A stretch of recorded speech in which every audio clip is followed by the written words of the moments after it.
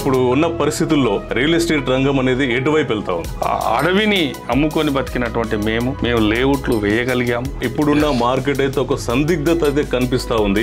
పడిపోయింది అంటారు జనరల్ గా, పడిపోదు. ఎప్పుడు కూడా రియల్ ఎస్టేట్ పడిపోదు, ఆగుతుంది. ఇప్పుడు కొత్తగా అనిపిస్తున్న పేరు ఫోర్త్ సిటీ. ఇది ప్రపంచంలోనే ఒక నెంబర్ 1 స్థానాన్ని సంపాదించుకోబోతున్న 4th ఫీచర్ సిటీ. గవర్నమెంట్ నుంచి కూడా ప్రభుత్వం చెప్తుంది ఇదేమాట. అంటే ఇతర ప్రపంచ దేశాలకే ఒక 4th సిటీ అనేది వాళ్ళ డౌట్స్. అంటే ఫ్యూచర్ లో అవుతుందా, ముందుకెళ్తుందా? హైటెక్ సిటీ కడతారంటేనే జనాలు నమ్మలే. ఎగ్జాక్ట్లీ.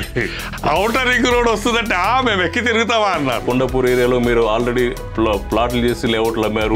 ఇక్కడ నేను ఇన్వెస్ట్మెంట్లు పెట్టలేదు, గీ రేట్ ఉండే గా రేట్ ఉంటాయని మాట్లాడుకుంటుంటారు తప్ప కొనాలి అనుకున్న వాళ్ళు కొనలేక ఇప్పుడు శ్రీశైలానికి 55 కిలోమీటర్ల ఫ్లైఓవర్ అది రావడం. కస్టమర్ ఇన్వెస్ట్ చేసుకుంటేనే రేపు భవిష్యత్తులో కోటీశ్వరుడు అవడానికి అనేది అవకాశం ఉందనేది మీరు చెప్తున్న మాట.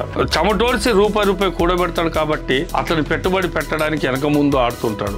ఈ 100 ఎకరాలు కూడా 100 ఫీట్ల రోడ్ ఫేసింగ్ లో దొరకడం నిజంగా మా కస్టమర్ దేవుళ్ళ ఆశీర్వాదం.